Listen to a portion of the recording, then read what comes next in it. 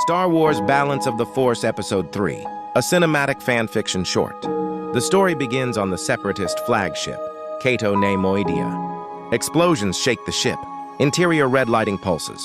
The Clone Wars are reaching their apex, yet behind the shadows, a greater game unfolds. Qui-Gon Jinn and Plo Koon arrive to rescue the kidnapped Chancellor. They make their way through the ship, as if led to where Dooku and the imprisoned Palpatine wait. Only they are not alone. Grievous is also there. Then the four begin their duel. Dooku versus Qui-Gon. The fight is fierce, almost like a ballroom dance that's been perfected. Plo versus Grievous. Brutal, strategic.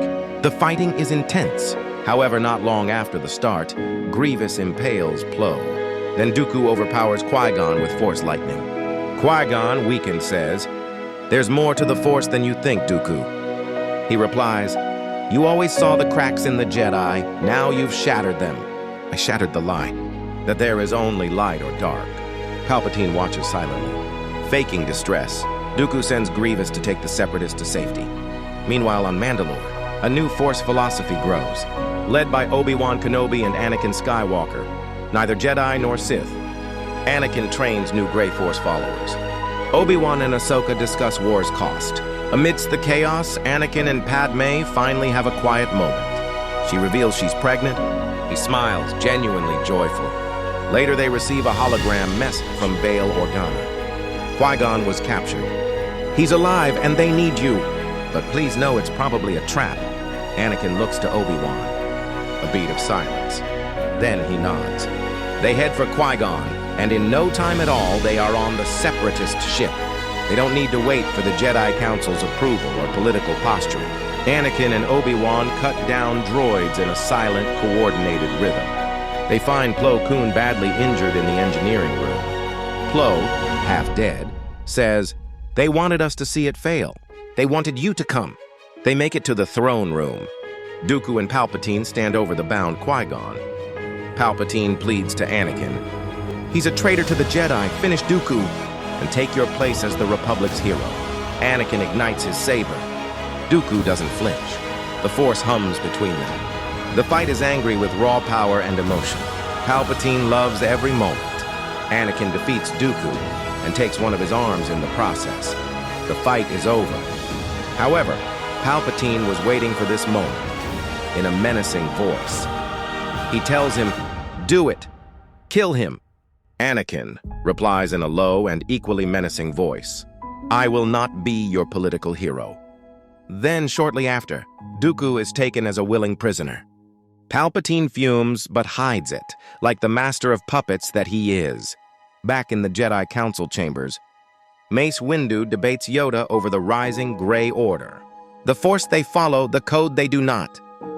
Then they're a threat, especially Skywalker.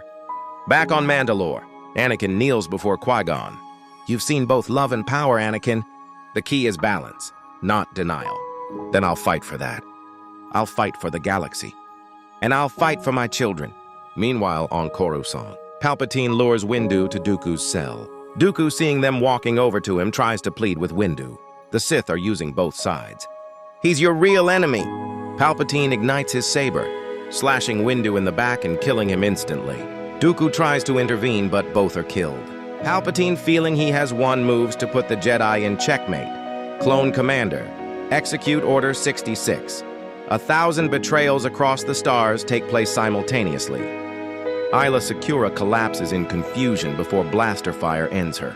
Ki-Adi-Mundi rallies his troops, only to be betrayed mid-charge. Luminara is mortally wounded, but escapes. Ahsoka disappears into the smog of the Coruscant underworld, and the darkest night in the Republic begins. Anakin senses Windu's death. He sprints to the temple. He finds Windu's body and is ambushed by Palpatine. Palpatine boasts to Anakin, "You would not bow, so now you'll crawl." Lightning strike. Anakin is launched backward. His legs shattered, body engulfed in electrical fire, burning most of his body in moments. "I sense your fear, young Skywalker, and your love for your wife and unborn child. Perhaps I'll pay them a visit." Anakin yells, "I hate you," before passing out. And at that moment, Yoda shows up just before Palpatine can finish Anakin. Elsewhere on Coruscant, Bail Organa and clone Gregor and Rex get word from Obi-Wan to save Anakin. They find him, but he's in bad shape. He's not dead, but he's not whole. They race toward Alderaan. In the Senate Tower, Chancellor's throne. Obi-Wan and Qui-Gon break in, but Darth Maul waits. The Qui-Gon versus Maul rematch begins. It's a brutal, personal fight. Qui-Gon makes the first move, but Maul shows no mercy. He impales Qui-Gon. Obi-Wan, devastated, kills Maul in a raw and emotional duel. Yoda can feel what's going on, but tries not to let it distract him. He gains the upper hand, but is overrun by incoming clones. He tells Palpatine Anakin will bring balance to the Force. Obi-Wan extracts Yoda as debris rains down. A short time later, Padme gives birth to Luke and Leia. She weeps with joy, but just then, Palpatine, fearing Yoda's prophecy, shows up on Naboo looking for Anakin to finish him for good, but finds Padme. "I've come for Anakin, but I'll take his children." She refuses.